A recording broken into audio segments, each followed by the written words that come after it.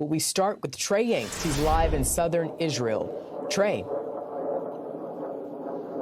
Arthel, good afternoon. You can hear Israeli jets overhead. They continue to strike targets along the Gaza Strip tonight. Israeli artillery units also active along the border. Earlier today, we watched as the Israeli forces were operating inside the Strip with tanks and APCs. Take a look.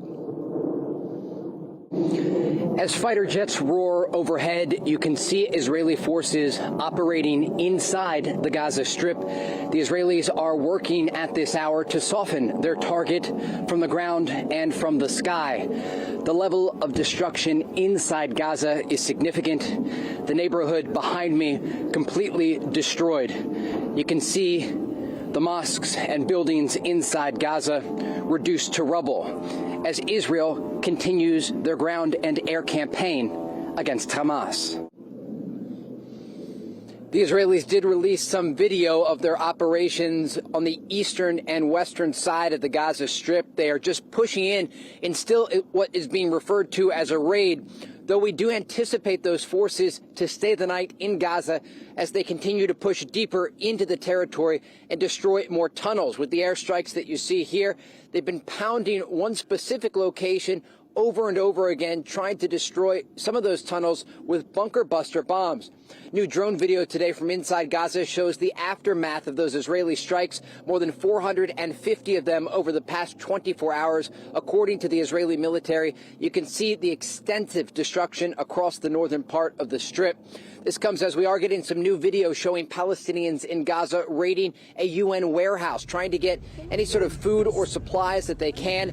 The humanitarian situation in Gaza continues to deteriorate as calls for more aid to enter the Strip continue. Now, the Palestinian Red Crescent says 24 aid trucks were able to make it through Egypt's Rafah crossing today.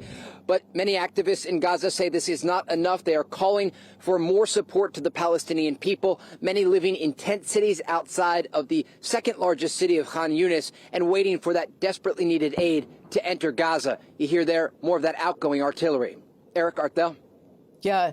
Do you get the impression, Trey, that it's getting more active there in terms of military fire, IDF fire, and also when you're there, as we know, when you're in person, it seems worse than it is as we can see it on television.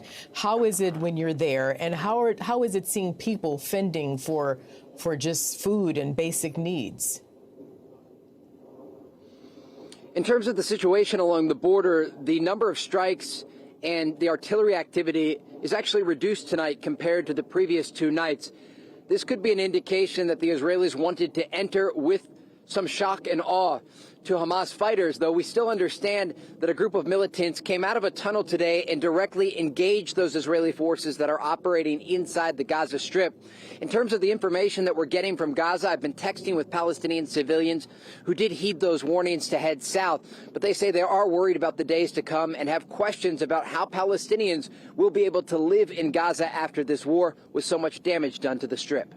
Hey, Sean Hannity here. Hey, click here to subscribe to Fox News YouTube page and catch our hottest interviews and most compelling analysis. You will not get it anywhere else.